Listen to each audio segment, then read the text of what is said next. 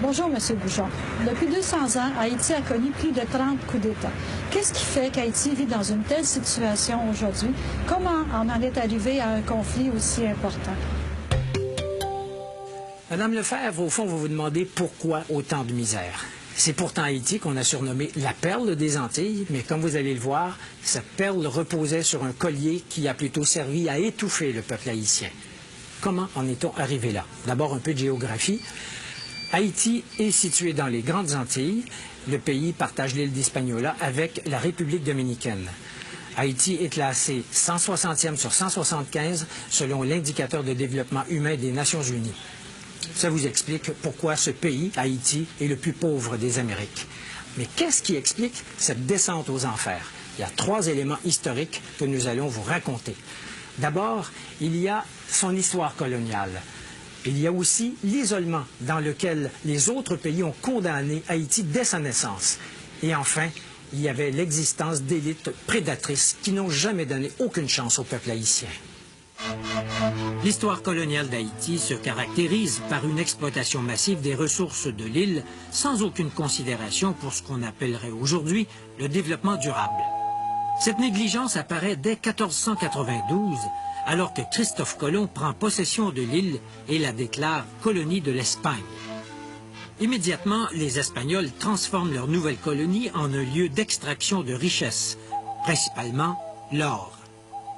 L'avidité des Espagnols les conduit à asservir les populations autochtones, les Taïnos, qui, à cette époque, auraient été plus d'1 million à vivre dans l'île d'Hispaniola. Les conquistadores les exploitent si durement qu'ils meurent tous en l'espace de 50 ans. L'histoire coloniale d'Haïti débute donc par un génocide. En 1697, Charles II, le roi d'Espagne, cède au roi de France, Louis XIV, la portion occidentale d'Hispaniola, qui est rebaptisée Saint-Domingue. Et cette colonisation française va intensifier la descente aux enfers d'Haïti. Je vous raconte la suite dans quelques instants. Je vous disais il y a quelques instants que la colonisation française a joué un rôle majeur dans le destin tragique d'Haïti. Voici comment ça s'est passé.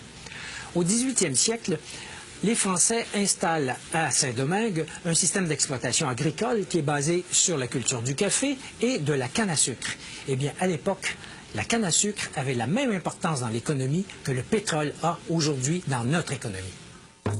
Pour la France, Saint-Domingue, c'est le pactole. Les colons français de Saint-Domingue deviennent fabuleusement riches. C'est l'esclavage qui leur permet d'accumuler des fortunes. Entre 1697 et 1791, les bateaux négriers amènent, principalement de l'île de Gorée au Sénégal, plus de 860 000 esclaves. Une fois arrivés de l'Afrique, ces esclaves subissent un régime d'exploitation d'une brutalité incroyable. L'esclavage fait également surgir les premières divisions au sein même de la population noire. L'affranchissement de certains esclaves, souvent des enfants illégitimes des maîtres blancs, donne naissance à une élite, les mulâtres créoles. Les mulâtres se sentent supérieurs aux esclaves noirs et ne partagent pas leurs intérêts. Arrive 1791. La Révolution française bat son plein. Liberté, égalité, fraternité sont des principes qu'on veut étendre partout. Partout, sauf à Saint-Domingue, où les propriétaires des plantations y voient une menace au maintien du système esclavagiste. Cependant, les mulâtres et les Noirs affranchis souhaitent les voir établir ces principes dans l'île, mais pour eux seuls. Un chef, Toussaint Louverture, déclenche une rébellion extrêmement violente. Les rebelles battent les troupes de Napoléon Bonaparte et déclarent l'indépendance de la République d'Haïti le 1er janvier 1804. Haïti, ou Haïti, comme on disait à l'époque, c'est le nom que les indigènes Taïnos donnaient à leur territoire. Ça veut dire pays de montagne. Mais le prix payé par Haïti pour acquérir son indépendance est absolument astronomique. L'économie du pays est dévastée. Haïti aurait peut-être pu s'en sortir si d'autres pays avaient accepté de l'aider, mais ce ne fut pas le cas. Au contraire, épouvantés par l'idée absolument subversive à l'époque qu'une république soit dirigée par des Noirs, les puissances de cette époque isolent diplomatiquement et économiquement Haïti. Deux exemples de l'isolement d'Haïti. Le Vatican n'établit des liens qu'en 1860 avec une république officiellement catholique, mais noire, Et il faut attendre 1862, en pleine guerre de sécession américaine qui provoquera l'abolition de l'esclavage, pour que les États-Unis reconnaissent Haïti. Quant à la France, elle refuse de reconnaître l'indépendance d'Haïti. Pour convaincre la France d'accepter son existence, le gouvernement d'Haïti est forcé de verser une compensation que le gouvernement du roi Charles X fixe en 1825 à 150 millions de francs or. Même si cette somme est ramenée à 90 millions de francs or, c'est un coût additionnel asséné à l'économie d'un pays déjà à genoux. Haïti honore sa dette qu'elle finira de rembourser en 1938. Pour se sortir du gouffre, Haïti aurait eu besoin que ses élites proposent un projet de reconstruction nationale. Or, ça n'a pas été le cas. La nouvelle classe dirigeante, qui est formée de mulâtres créoles et des rares familles blanches demeurées dans l'île, perpétue l'exploitation des classes laborieuses, tout en interdisant à ces classes laborieuses, qui forment la majorité, l'accès au pouvoir. Les gouvernements se succèdent d'un coup d'État à l'autre, mais une chose demeure, le refus de la classe dirigeante de partager le pouvoir avec le peuple. À ce cycle d'instabilité s'ajoute l'occupation par les Américains entre 1915 et 1934.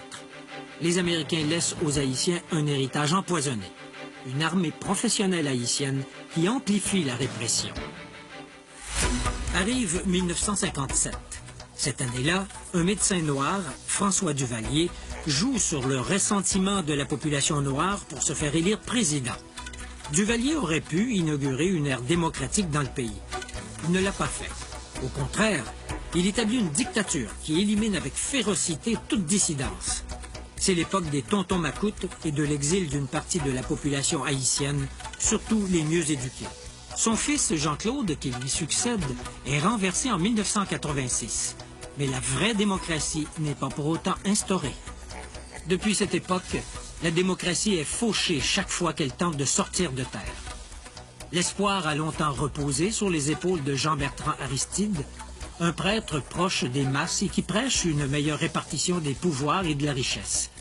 Une fois au pouvoir, Aristide n'arrive pas à réaliser ce projet. D'une part, il se met à dos les élites possédantes qui ne veulent rien changer. D'autre part, il sombre lui-même dans le moule de l'homme fort, du chef charismatique mais autoritaire qui ne partage pas le pouvoir et utilise la force pour se maintenir en place. Cette double dynamique explique les malheurs récents d'Haïti, le coup d'État contre Aristide en 1991, les élections contestées, les troupes des chimères qui remplacent les tontons macoutes et l'hésitation de la communauté internationale à fournir des fonds pour rescaper le pays. La grande question est maintenant de savoir comment Haïti pourra rompre avec son passé et s'engager dans la voie de la prospérité et de la démocratie. Il est évident que la communauté internationale aura un rôle à jouer dans cette tâche de réanimation. Mais pour rendre son éclat à la perle des Antilles, il faudra beaucoup de doigté et beaucoup d'argent.